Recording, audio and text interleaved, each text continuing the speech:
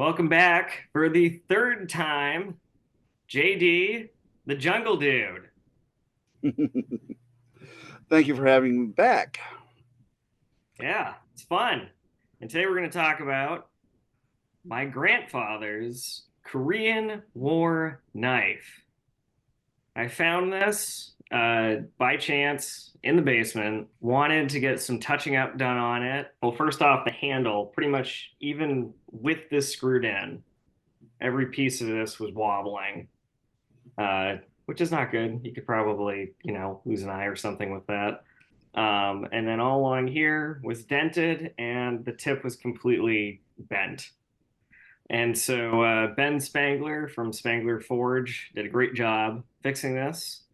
And immediately you came to mind the the knows all of knives, weapons, guns. No, no, no, no, no, no. I'm not the know-all. I'm not the sage on the stage. I'm just kind of specialized out of circumstance, choice, Yeah. willing to Well, you're a talk to you. veteran. Your father was a veteran, funny enough, in Yeah, the Korean War also. yeah. And so that actually would have been interesting if your old man and my grandfather would have crossed paths at some point. You know what? I don't think they would have had enough coffee, donuts, and bacon for the afternoon, my friend. Yeah. So I don't know the full story, funny enough, but my grandfather was in college. And if I had been told the full story, chances are I've long forgotten about it. But circumstances happened. He was drafted, he went out, and something shifted, and suddenly he became somehow an overseer for or running demilitarized zone patrols. And I don't know I'm not up to date on my military terminology or my Korean War military terminology. Um, but that is what he ended up doing for his time overseas. And surprisingly, this holds a lot of information that I am now going to hand off to you about this kind of knife. Okay. Well, go ahead and take it out of the sheath so that they can see because I have a very limited range with my camera. Now, number one, that is a small Bowie knife, and it is pronounced Bowie, not Bowie. And what you see is the curve up at the top, and his knife is a small Bowie, whereas a full Bowie is about 15 inches to 2 feet long. And Mine's if like you half look, that. yeah, yeah, and if you look, the Bowie knife is curved at the point, and what we're going to talk about is the fact that this is a K bar Bowie knife, and it doesn't have a big curve at the end of the blade. Okay. And is that the difference between a K-bar Bowie knife or Yeah, actually. And the reason it is because the K bar Bowie knife is quite thin and it's cold tempered, which makes the steel a bit more brittle. Whereas, you guys have already seen my favorite Bowie knife. It actually has a deep curve up top. And a lot of people would think that it was a Persian blade, but no, this is just a Bowie knife.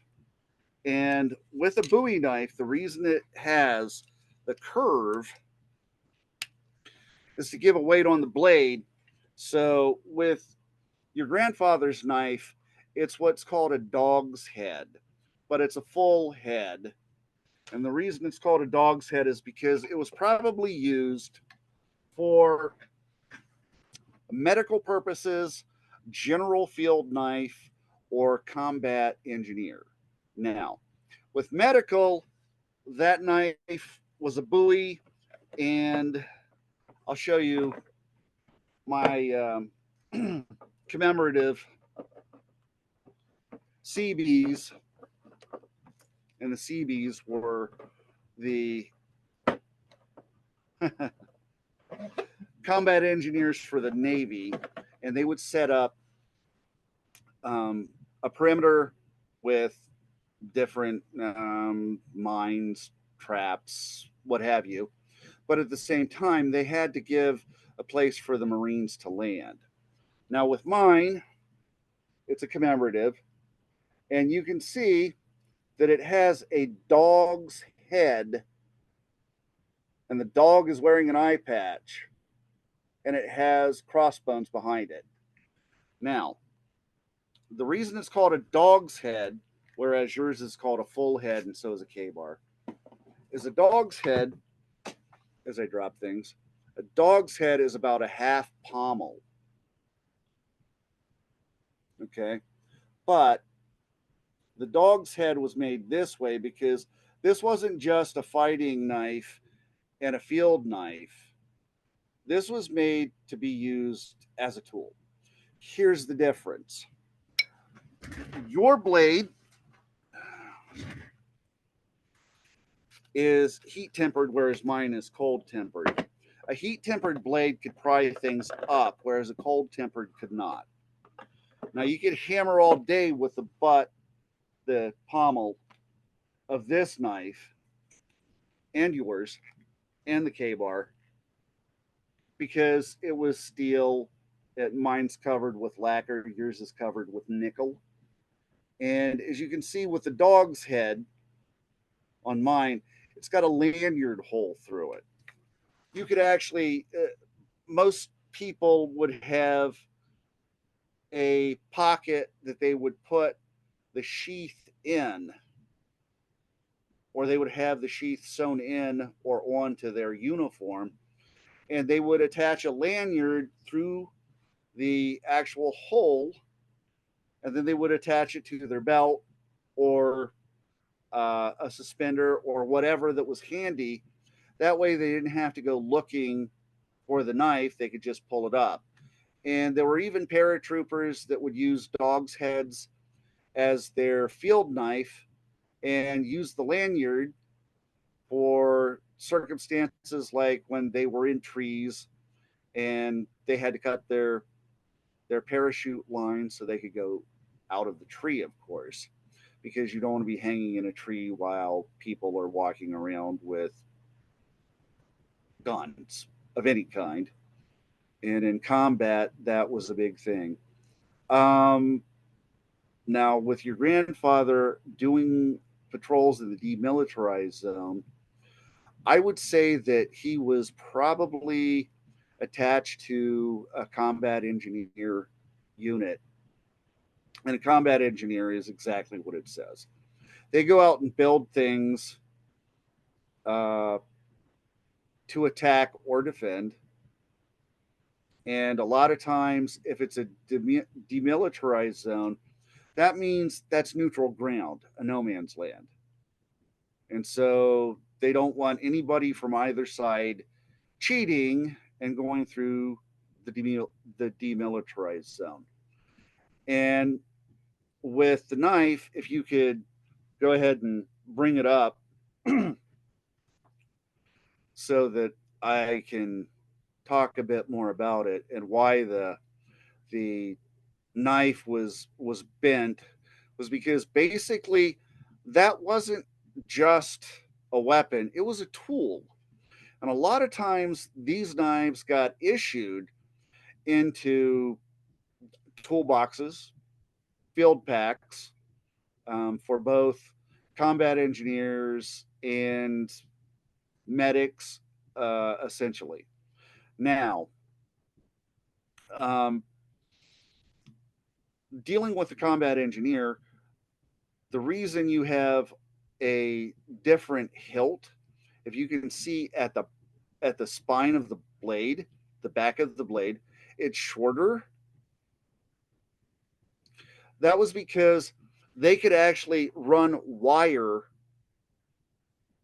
spooled around the hilt of that knife in its sheath.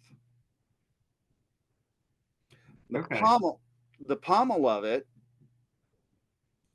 the butt, the pommel, the end of it, yeah, that's flat so that if they needed to, they could actually um, put percussion caps or primers into um, large amounts of explosives, or actually just bust a percussion cap on a fuse or start a fire. A lot of people don't know this, but you can actually burn C4. It doesn't explode if it's ignited, it needs an electrical charge. And there's also the fact that many of the field knives were used in their sheath to push in artillery shells when the gun got hot. Because if you put your hand completely on the bottom of an artillery shell, that percussion cap only took 2 pounds of pressure to ignite, to set off. So you didn't carry it like this, you carried it like this. And you would use either the butt of your field knife, or you would use the butt of your entrenching tool handle to push it up into an artillery gun, because you're not going to push it up after they fired rounds out of it. It's too hot. You'd come away with no skin on your hand. Once again, yeah, the knife is a weapon. Since it's heat forged, you can actually, as a medic, you can use the Bowie knife to amputate up to and including the femur of someone's leg, as long as they were, you know, under sedation with morphine. Since it's heavier up front, and yours is a lot heavier than my dog's head, you put your fingers up to your palm. You can use your palm on the curve, not on the not on the spine, on the curve. Move it up forward. Yes, and you would push down and then down, or you would push down, down, and then down to take off something. And a lot of times, what happened was you would get guys that would get gangrene in their toes from what we would call swamp foot, trench foot, and basically, um, if you're out in the if you're out in the combat zones and you don't have enough socks, there's only so many times you can have them dry out over a stick. You don't have time. And so a lot of times when um, guys were in trenches and they were wounded, now in the DMZ, that's a different story. But the medics would have to go out and inspect because, let's face it, you have a medic, it's a war zone. He's there 1 minute, next minute he's not. So a lot of people would get out on the front lines and not have their medics anymore. And so you would have roving medics. When it comes to the DMZ, basically, um, it's to make sure nobody's cheating and coming in or sabotaging your defenses. Because, a truce is only as good as the other guy's word. And that's the way it works with a demilitarized zone. And to this day in Korea, um, you still have people that will um, decide that, they want to go to the other side. I mean, last year we had a fellow that decided he wanted to go to North Korea. He was tired of America. Um, there are a lot of North Koreans that try and come through the demilitarized zone because, well, let's face it, Um, North Korea is not exactly a nice place. But when it comes to the Korean War, um, of of the actual knife was used like a tool. The spine, also the hilt. It was an all-purpose tool as well as a weapon. If you actually came down to where you have no ammo and they're coming in, and you're not going to fix bayonets, your field knife's the last thing. But generally, it's a tool, not a weapon. Now, um, I've shown you a cold tempered K bar. By the way, I love K bars. They also do a heat tempered blade, and generally, a heat tempered blade is not coated, not a need. I mean, you're not going out and knifing people, but you've got a lot more give in that blade than you do in, and I'm going to bring up the dog's head again because it's such a cool knife. Yeah, it definitely is. I'm so glad you asked me to talk about this because another thing about World War II and the Korean War, see, there's no give. No give. Okay. Korean War, World War II. Olean's, the Olean's Knife Company, who makes K-Bar, of course, made the Marine Corps knives. They also made knives for other service branches, and so did Case. So did International Harvester. In World War II and the Korean War, you had International Harvester making guns, knives, jeeps, sewing machines. I'm not kidding. Okay. International Harvester made some of the tripods for the water cooled Browning machine guns. I actually still have um, a training manual or parts of a training manual and a diagram. I've never seen a 30 caliber Browning water cooled machine gun in my life, but I've got a diagram on how to dismantle it and put it back together. Sounds like a future interview right there.